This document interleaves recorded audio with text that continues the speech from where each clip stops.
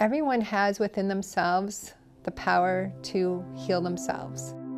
They don't need it to come from outside of them, but they have the social and emotional intelligence, they have the perception, they step into their power here beside a 1,000-pound horse, and they discovered exactly how powerful they are, and that they can become leaders, and that they've got the strength that they need to overcome anything. And that's huge.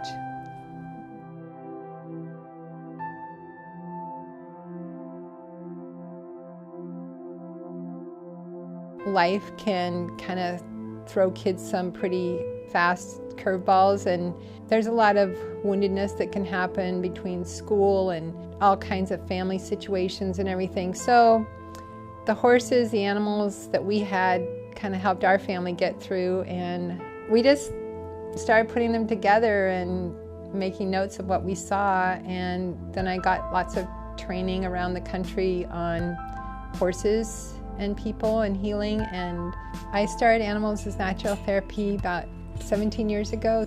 We're a nonprofit organization, and we have found, and our starting belief was that animals can help reach a place in the human soul that maybe other things can't, and where people can't always get to. Horses are unique in that they're prey animals, and because they're prey animals, they're always assessing the situation. So they can teach a lot of social and emotional intelligence to people. We're pretty oblivious going through life, and we need to start paying attention to the other and their body language and their emotional state. And the horses help us. They're paying attention to that with us. So we learn to pay attention to that when we're in their space and when we're interacting with them. They're also amazing because they're herd animals. They're only willing to follow a strong leader. To be a strong leader, you really have to be firm in who you are, and you can develop that beside a horse. Because if you're too wishy-washy, a horse is going to read that and they're going to push you around. And if you're too assertive, a horse is going to resent that and they're going to push back and not cooperate. And it's so cool because they all have different personalities, just like people. So we let people pick their horses. And so someone will pick a horse that they need. They don't know. We don't make a list and say, okay, pick Sundance, because if you're too bossy, she's going to put you in your place. They just naturally pick her. And they get the lesson that, whoa, I guess I better tone down.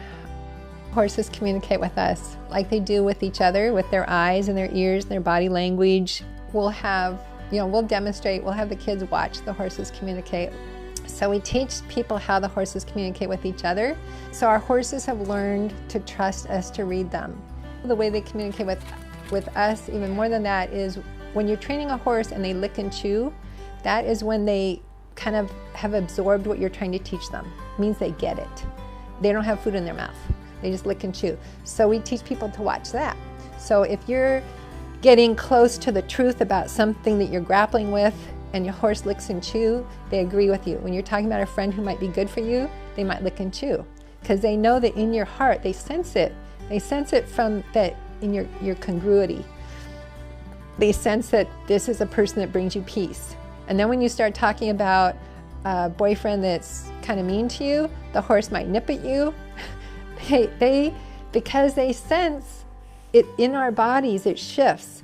And so because they're so tuned into what shifts, they can let us know. I don't know, they're just pretty, they're amazing teachers. It's just been such an honor to learn from each one of them and see how they show up. They show up for different people in different ways. A horse can be a butthead for a 15-year-old who needs to learn to stand up for herself, and he can be a total sweetheart for a 5-year-old. One of the things, what happens here at the farm is so effective is that we help people get a takeaway. So we do a what, so what, now what, which comes from experiential learning, education, workshops and stuff. And we say, what was your challenge today? Or what happened today briefly? And how did you handle it? What did you, what'd you think about it? What'd you feel about it? What'd you do about this challenge? And then where else in your life can you use that learning?